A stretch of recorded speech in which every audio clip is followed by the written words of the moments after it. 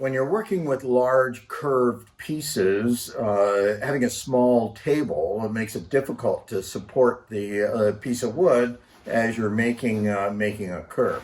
So I've simply have a piece of essentially MDF with melamine surface on it here, and it just simply slides into the bandsaw through the kerf here, and I have two clamps of this type clamping the bar on my platform here right to the front of the bandsaw fence. So I've got two notches cut here, so that allows me to take this large surface and tilt it left and right.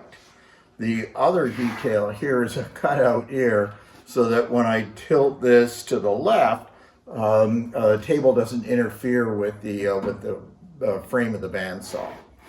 So we're pretty much ready to cut here. I've got my guide just above the surface of the wood, and I'm going to be passing this through. And when you're doing this in your shop and you are working with curved shapes, you want to kind of do it as a dry run first to make sure that this piece isn't cantilevering out too far and making it difficult to hold on to.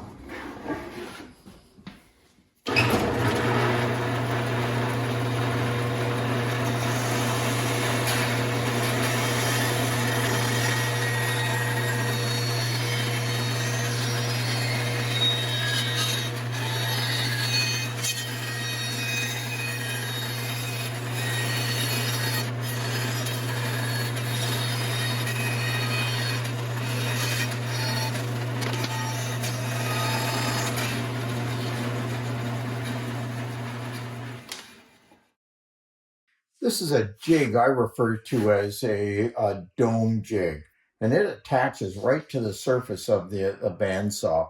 And what it allows me to do is cut curves in a very three-dimensional manner. And I'm often using this when I'm doing things like chair legs, because I want to remove a lot of material before hand shaping. The beauty to this arrangement here is that although you're working in a three-dimensional surface, on a three-dimensional surface, the point of support is right where the blade is cutting here. So the piece isn't up off the surface, which makes it unstable and actually quite dangerous. Now, in this case, because I use this fairly frequently, I've drilled and tapped two holes in the bandsaw table. If that's unnecessary for you, then just holding the jig with a couple of clamps like so essentially does the same thing. So I can pull those out of the way. I've got on the top surface here, I've got a line that I want to follow, and I'm essentially trimming off a portion of this that otherwise it would be labor intensive to cut away when I'm hand shaping.